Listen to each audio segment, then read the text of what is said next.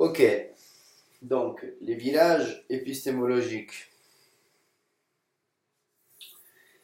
On va voir d'abord les contenus pour ensuite comprendre qu'est-ce que c'est en détail un virage épistémologique. Je laisse un petit peu votre intuition travailler par rapport à une époque, une vision du monde, un virage, soit dit, épistémologique. Donc, épistémologique.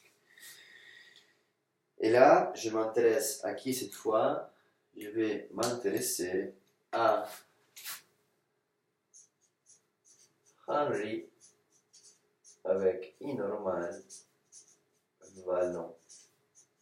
J'ai écrit avec Y et Wikipédia ne me les trouvait pas.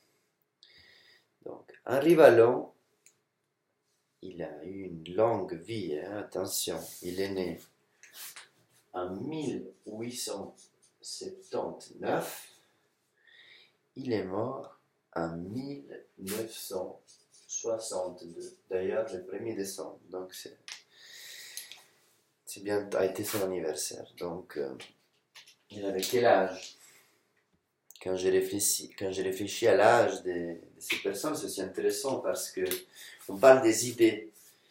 Les idées, comment on s'entrelacent, on cherche le point de contact et des disjonctions entre les modèles. Qu'est-ce qui a été apporté, qu'est-ce que la science a rectifié, a falsifié, etc. Donc, 1879, Freud, il a 23 ans quand il naît.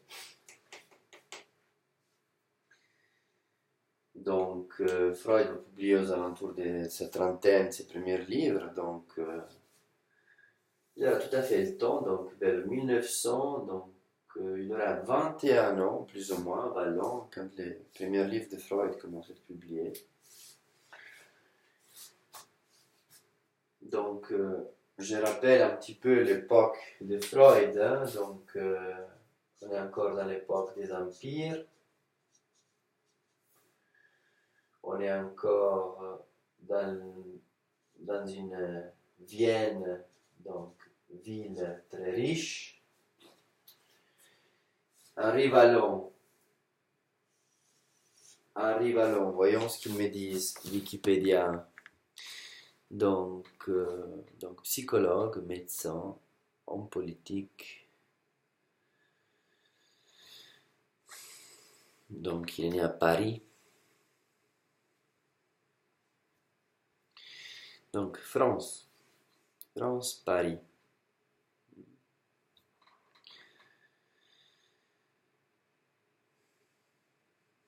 Ok. Ici on va revoir. Ok, ça commence gentiment à entrer dans la technique. Et oui, parce qu'on ne peut pas s'échapper à la technique. Donc les concepts, les vocabulaires, le lexique qu'on doit maîtriser pour pouvoir parler de psychologie. On peut tout le temps employer des métaphores si on le souhaite, mais ça restera une approximation.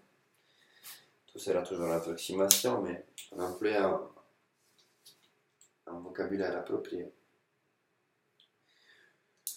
Donc, Henri Vallon,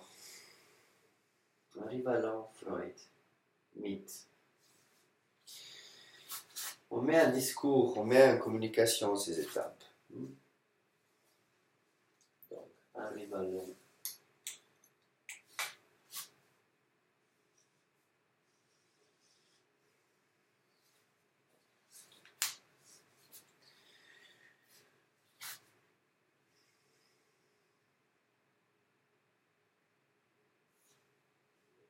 Je reviens vers vous.